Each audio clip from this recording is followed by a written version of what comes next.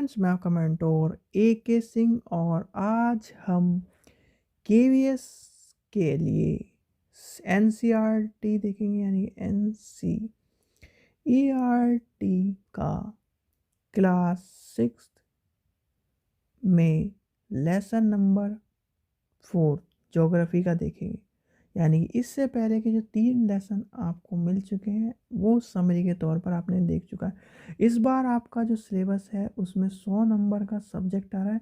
तो 100 नंबर का सब्जेक्ट आने का मतलब ये है कि हमें एक एक चैप्टर को बारीकी से समझना होगा, और वो भी किस तौर पे, बिल्कुल एग्ज़ाम पॉइंट ऑफ व्यू से। तो इसी तो लिए आपको क्या कराया जा रहा है, NCERT का समरी तौर पर कराया जा रहा है। तो आज का जो टॉपिक है वो है, यानी कि आज चौथा चैप्टर है, यानी कि लेसन नंबर 4। और लेसन नंबर 4 का नाम क्या है, मानचित्र। ठीक है, मानचित्र। और मानचित्र में क्या चीज़ें इंपॉर्टेंट होती है, सबसे पहले आपको मानचित्र के बारे में पता होना चाहिए। मानचित्र क्या होते हैं, मानचित्र क्यों इम्पोर्टेंट है, और मानचित्र का क्या रोल है। भाई आपने देखा होगा, भाई सबसे पहले आपको प्रीवियस चैप्टर से लेके चलते हैं। हम ब्रह्मांड में घूमिए, ब्रह्मांड से कहाँ है, धरती पर आए, धरती से कहाँ पर आए, कि किस तरह से धरती घूमती है वो। अब धरती का कैसे देखना है वो समझने के लिए हमें पढ़ना पड़ेगा मानचित्र को। यानी कि मान हम एक बड़े रूप में थे, यानी कि ब्रह्मांड में घूम रहे थे, ब्रह्मांड से अपनी धरती पर आ गए। धरती में फिर क्या है, धरती में हमें पता चला कि धरती घूमती भी है, और उसके परिक्रमण और परिभ्रमण का टाइम अलग अलग होता है। तो ये समझा, ये समझने के बाद अब हमें ये देखना है कि अपनी धरती की फ़ोटो कैसे दिखती है, या धरती पर एक जगह से दूसरी जगह जाने के लिए हमें किस किस तरह से सहारा लेकर जाना होता है। तो ये सब चीज़ें इम्पोर्टेंट हैं, यानी कि आपको पता होनी चाहिए। चलिए, तो मानचित्र को पढ़ते हैं। मानचित्र को, यानी कि मानचित्र को, चीज़ों को समझते हैं। आपने देखा होगा कि आपकी क्लास में, यानी कि जब आप बचपन में होंगे या फिर आप एक जगह से दूसरी जगह पर जैसे मान लीजिए आप KVS का पेपर देने जा रहे हैं, और KVS का पेपर में आपने चॉइस जो भरी थी उसमें से चौथी चॉइस पे आपका पेपर आता है, और आपके लिए है वो नई जगह। तो आप किसका यूज़ करते हैं, या तो वहाँ पर जाके किसी से पता करते हैं, या फिर अपने फ़ोन में खोलते हैं मैप, यानी कि मानचित्र खोलते हैं। और मानचित्र में जब मैप खोलते हैं तो मैप में आपको क्या चीज़ें समझ में आती, कि इस तरह से जाना है, यहाँ बस अड्डे उतरना है, बस अड्डे से फिर इतना पैदल चलना है, पैदल चलने के बाद फिर दूसरी रिक्शा लेनी है, दूसरी रिक्शा में से उससे कहना है यहाँ उतार दे, इस कॉलेज पे उतार दे। तो इस तरह से चलते हैं। तो वो किस चीज़ के द्वारा आप पहुँचे वहाँ पर, यानी कि A जगह से B जगह जो पहुँचे, वो किस जगह, किस जरिए से पहुँचे, मानचित्र से पहुँचे।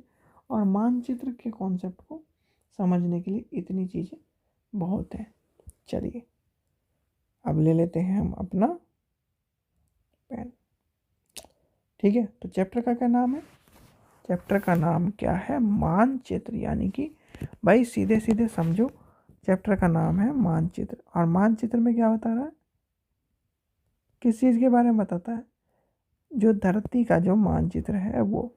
सबसे पहले हमें मानचित्र में पढ़ने से पहले दिशाओं का ज्ञान होना चाहिए। यानी कि ये है सर्किल, और सर्किल में हमने 4 पार्ट में डिवाइड कर लिया। यानी कि ये धरती है, और धरती किस तरह की आपको बताई, चपटी चपटी पेट निकला हुआ। यानी कि छोटा बच्चे के तौर पर एक तरह से एक व्यक्ति है जो दोनों तरफ से हाइट कम है उसकी, पर पेट उसका निकला हुआ है। तो वो है मानचित्र, यानी कि धरती का जो रूप है। अब आपको समझना है सबसे इम्पोर्टेंट चीज़, जो अब समझा रहा हूँ मानचित्र पढ़ने से पहले। यानी कि किसी भी मानचित्र को जानने से पहले आपको क्या होना चाहिए, दिशाओं का ज्ञान होना चाहिए। किसका ज्ञान होना चाहिए, दिशा का। और दिशा का ज्ञान तो क्या होगा, दिशाओं में आपको पता होना चाहिए दिशा कौन कौन सी। तो सबसे पहली जो दिशा है, यानी कि हम लिख देते हैं A B C और D।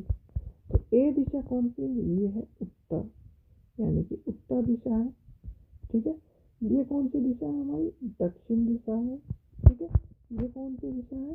पूर्व दिशा है।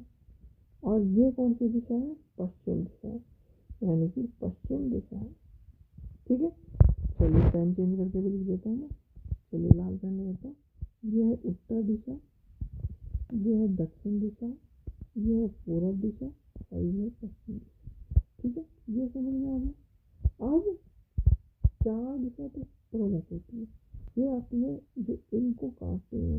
आपसे ये क्वेश्चन पूछा जा सकता है, जो आप समझ रहे हैं आपसे। अब ए बी सी डी होगी, अब ले लेते हैं इसे ई एफ जी।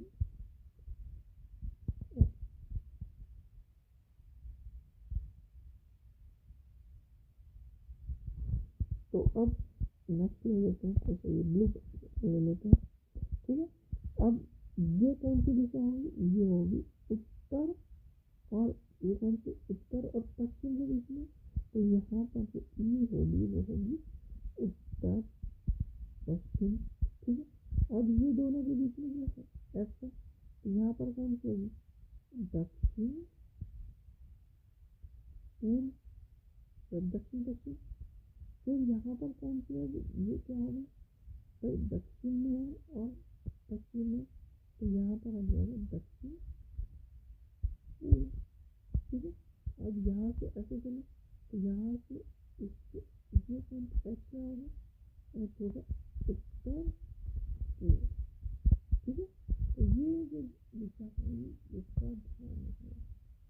तो पहली क्या है? ई कौन से? उत्तर पूर्व। नीचे में कौन से? दक्षिण पूर्व, दक्षिण पश्चिम, उत्तर की उत्तर पूर्व और उत्तर पश्चिम। तो ये समझ में आ गया, कॉन्सेप्ट समझ में आ गया कि पहले क्या है? उत्तर से दक्षिण, फिर पूर्व और फिर पश्चिम। उत्तर दक्षिण पूर्व पश्चिम, यानी कि आपने ये नाम सुना होगा,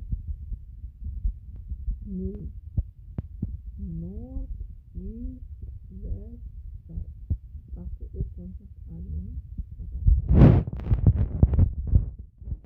तो न्यू की दिशा होती है एन ई डब्ल्यू, न्यू की दिशा में नॉर्थ ईस्ट वेस्ट साउथ, यानी कि नॉर्थ ईस्ट वेस्ट। ठीक है, तो यहाँ तक आपने कॉन्सेप्ट समझ में, यानी कि धरती की जो दिशा है उसी हिसाब से हमें आगे चलना है। चलिए अब आते हैं मानचित्र के बाद, यानी कि मानचित्र भाई आपका सीधे सीधे मानचित्र लेते हैं। तो मानचित्र में आप एक चीज बताओ, मानचित्र में क्या होगा? आपका देश, आपका राज्य, आप कौन से देश में रह रहे हैं, आपका कौन सा राज्य है, कौन सा जिला है, कौन सा शहर है, कौन सा गाँव है। तो ये सब चीज़ें इम्पोर्टेंट है, और इसका पता क्या चलेगा? मैप के द्वारा। मैप जो है मैप से इससे पता चलेगा एक देश का मैप होगा, एक राज्य का मैप होगा, एक जिले का मैप होगा, एक शहर का मैप होगा, एक गाँव का मैप होगा। तो यानी कि देश में यानी कि देश में राज्य में आ गया। राज्य वाले ने क्या कहा कि हमारे राज्य का मैप यूज करके अपने जिले में, जिले में से जिले का मैप देगा, जिले में से शहर में, शहर में से शहर का मैप देगा, गाँव में से। इस तरह से हमने मैप यूज करके हम चलते चले गए, यानी कि मैप का सहारा ले लिया। ठीक है, ये कॉन्सेप्ट समझ में आ गया। फिर आता है क्या? भौतिक मानचित्र और राजनीतिक मानचित्र, यानी कि नेक्स्ट वन में मिलते हैं। मानचित्र में दो चीज़ें होती हैं, एक क्या है? भौतिक मानचित्र, यानी कि भौतिक चीज़ें इसमें दिखाई देती हैं, यानी कि भौतिक चीज़ें क्या होती हैं। और एक है राजनीतिक मानचित्र। चलिए पहले लिख लेते हैं, फिर समझेंगे ना आराम से। भौतिक मानचित्र और राजनीतिक मानचित्र में डिफरेंस क्या है भाई? चलिए रेड कलर ये ले लेते हैं, ये वाला कलर, ये ज़्यादा चमकेगा। तो भाई भौतिक मानचित्र में क्या होता है? पर्वत, पहाड़, मैदान, नदी, महासागर, जो भौतिक चीज़ उच्च यानी कि इस तरह से जो चीज़ें होती हैं वो सारी दिखती हैं, तो वो कहलाती है भौतिक चीज़ें। यानी कि भौतिक चीज़ें जो होती हैं, जैसे कि आपको क्या है, पर्वत हो गया, कहाँ पर्वत है वो सब चीज़ें होंगी भौतिक मानचित्र में। पहाड़ कहाँ है वो चीज़ें होंगी, जैसे कि क्या होगा, पर्वतों के बारे में होगा, मैदानों के बारे में होगा, नदियों के बारे में होगा, महासागरों के बारे में होगा। तो ये सब चीज़ें कहाँ होंगी, भौतिक मानचित्र में। अगर भौतिक मानचित्र आपको देखना है तो भौतिक मानचित्र में पर्वत, मैदान, राजनीति और ये सब चीज़ें मिलेंगी। अब आता है राजनीतिक मानचित्र। यानी कि राजनीतिक मानचित्र क्या होगा, राजनीतिक मानचित्र में राज्य की सीमा, नगर, विश्व के देश, सब चीज़ों की सीमाओं को दर्शाता है। यानी कि आपने ये मैप है, ठीक है,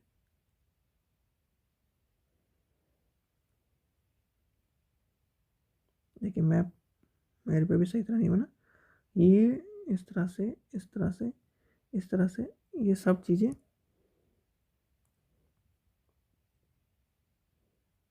ठीक है। तो ये सब चीज़ें जो सीमाएं हैं, ये जिस मानचित्र में आपको मिलती हैं, तो वो क्या होगा, वो राजनीतिक मानचित्र। यानी कि राजनीतिक में एक चीज़ क्या इम्पोर्टेंट है, वो होती है सत्ता। और सत्ता क्या होती है, कुर्सी। और कुर्सी कहाँ मिलती है, राज्य में मिलती है। तो यानी कि सीमाओं पर जो शोषण या एक तरह से लड़ाई हो रही है, तो किसके लिए हो रही है, सत्ता के लिए। और सत्ता के लिए लड़ाई होने का रीज़न क्या है, जगह या फिर आपकी सरहद। तो ये समझ में आ गया राजनीतिक और मानचित्र और भौगोलिक मानचित्र में अंतर समझ में आ गया। फिर आता है थेमेटिक मानचित्र। यानी कि थेमेटिक मानचित्र, देखो दो मानचित्र इंपॉर्टेंट है, इसलिए मैंने दो मानचित्र में आपको कैटेगराइज करके बता दी। चलिए इसे भी लिख ही लेते हैं, नहीं तो बच्चे कहेंगे कि तीसरा मानचित्र नहीं लिखा। भाई तीसरा आता है थेमेटिक मानचित्र। यानी कि थेमेटिक मानचित्र, ठीक है।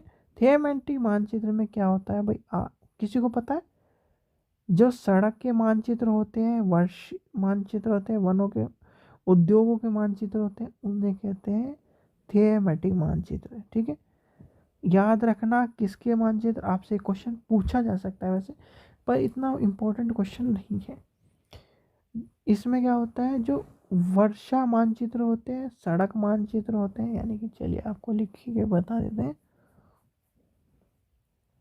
इसमें क्या होगा, सड़क मानचित्र, फिर क्या होगा, वन मानचित्र, वर्षा मानचित्र, ये सब चीज़ें आएंगी किसमें, थियोमेटिक मानचित्र में, ठीक है।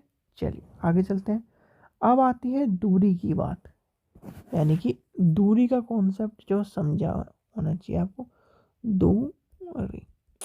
भाई दूरी मानचित्र में कैसे नापी जाती है, देखिए ये आपका मानचित्र है, यानी कि ये मानचित्र है, और इसका अगर पन्ना लेके चले, ये अभी किस पे है, पन्ने पे, और इसकी दूरी है 12 सेंटीमीटर, इधर से है 14 सेंटीमीटर, मान के चलते हैं, अनुमान लगा रहे हैं, ठीक है।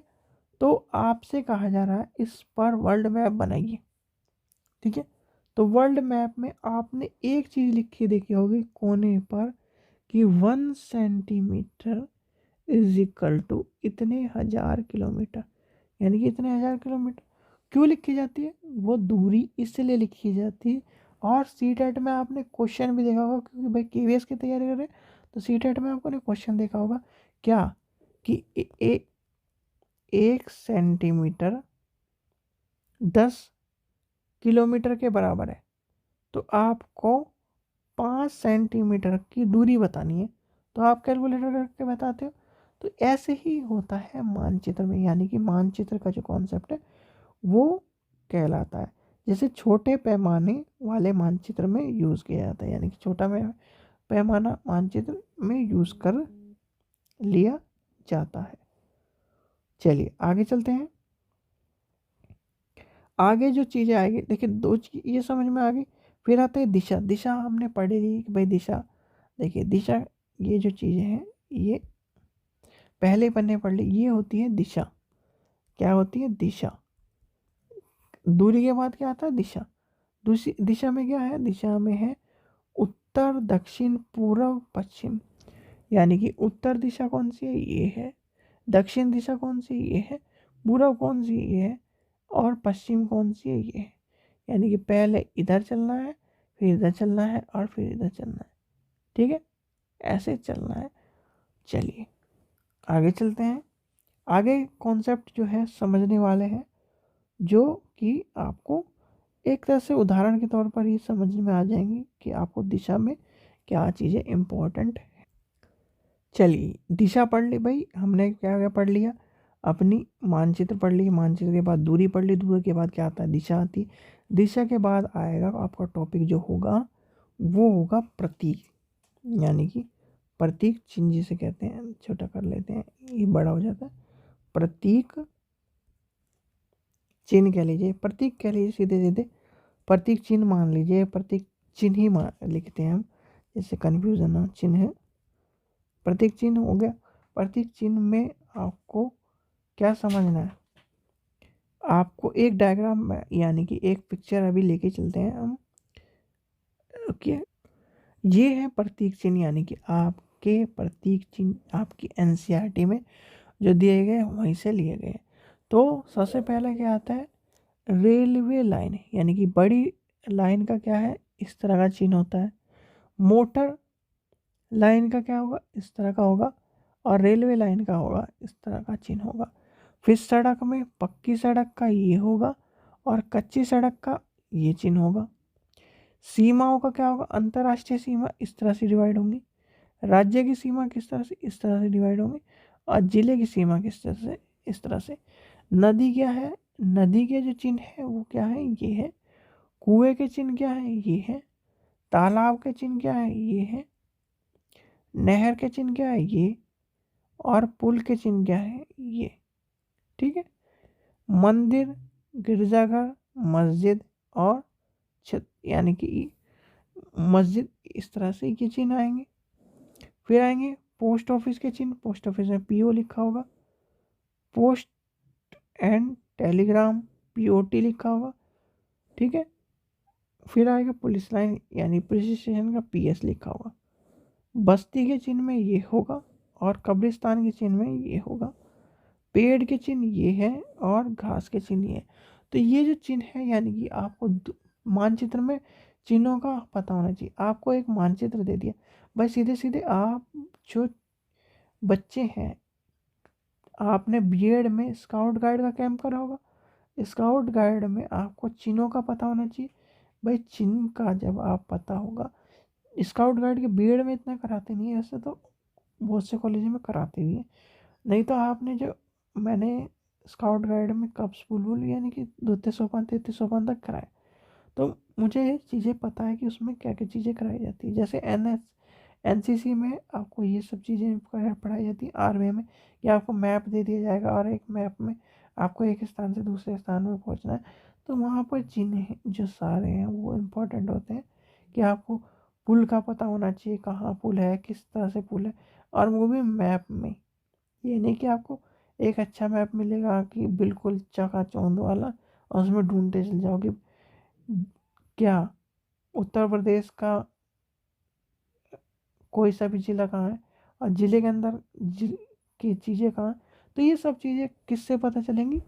आपके प्रतीक चिन्हों से। ठीक है। चलिए अब चलते हैं हम अपने टॉपिक पर। यानी कि दिशा में आपको क्या पता चला? भाई दिशा में आपको रेल लाइन, चलिए पेन आपको चेंज करके लिख देते हैं। किसके चिन्ह पता चले? रेल लाइन के पता चले। रेल लाइन के देखे अभी हमने, रेलवे लाइन के, सड़क के, सीमा के, नदी के, कुएं के, तालाब के, नहर के, पुल के, ठीक है। ये सब चीज़ें समझ में आई। यानी और मंदिर के भी देखे हमने, मंदिर गिरजाघर इन यानी ए टू जेड हमने सारे देखे। तो ये क्या है, प्रतीक चिन्ह है। और प्रतीक चिन्ह किस लिए इम्पोर्टेंट है कि छोटी जगह में आपको, अब ये थोड़ी कि आपको छोटी जगह में बड़ा मंदिर फूक के फोटो दिखा दे, ये सब चीज़ें नहीं आती आपको। जो मैप, बहुत से बच्चे ज्योग्राफी में क्यों कहते हैं कि बेकार है बेकार है, उन्हें यही चीज़ नहीं आती। भाई आपको ज्योग्राफी ले लिया आपने, ठीक है, और ज्योग्राफी 6th क्लास की एनसीईआरटी में एसएसटी में ज्योग्राफी पढ़ी होगी, उसके बिना तो आप निकल नहीं सकते। तो ये सब चीज़ें आपको जब छोटी चौर पर, यानी कि छोटे बच्चे के जब थे आप, उस टाइम समझी नहीं आपने, और अब दिक्कत आ रही है, तो ये दिक्कत आपको सामना करना पड़ेगा। फिर आता है इसके बाद जो टॉपिक आता होगा, यानी कि इसके बाद जो टॉपिक है वो है रेखा चित्र, यानी कि रेखा चित्र। अब रेखा चित्र क्या होता है? रेखा चित्र एक तरह से आरेख होता है जिस जो पैमाना आधारित ना होकर क्या होता है, स्थानीय परिप्रेक्ष्य पर आधारित होता है। यानी कभी कभी किसी क्षेत्र का कच्चा आरेख, जैसे कि एक तरह से आपको कहा जाए कि आप ए स्थान से बी स्थान पर जाइए, ठीक है, और आपको ए स्थान से लेके बी स्थान तक जो जाने हैं वहाँ का मैप बनाना है। तो मैप किस पे बनाएंगे? आपने पेन उठाया, पेंसिल उठाई और मैप बना दिया, कि सीधे सीधे एक छोटा सा मैप बना दिया। और छोटा सा जब मैप बनाया उसमें क्या हुआ, कच्चा आरेख तैयार किया, एक तरह से ओरिजिनल आरेख नहीं, कच्चा आरेख तैयार कर दिया। तो ये सब चीज़ें इम्पोर्टेंट होंगी। फिर आता है लास्ट, आता है जो लास्ट टॉपिक है इसका, खाका। यानी कि खाका क्या होता है? भाई खाका जो होता है एक छोटा क्षेत्र का बड़ा पैमाना होता है पर खींची गई रेखा चित्र का को खाका कहते हैं। यानी रेखा चित्र को खाका कहते हैं। एक बड़े पैमाने पर मानचित्र में हम बहुत कुछ जानकारी प्राप्त कर लेते हैं। जैसे क्या क्या होता है कि हमें पता चलता है लंबाई क्या है, चौड़ाई क्या है, जिसकी मानचित्र में नहीं दिखती, ठीक है। कैसे नहीं दिखती? अगर आपको ये कह दिया जाए 1 सेंटीमीटर इज इक्वल टू 10,000 या 1,000 किलोमीटर, तो आपको कैसे पता चलेगा कि कहाँ से कहाँ तक की बात कर रहा है? तो उसको पता लगाने के लिए आपको ज्ञान होना चाहिए, ठीक है बच्चों।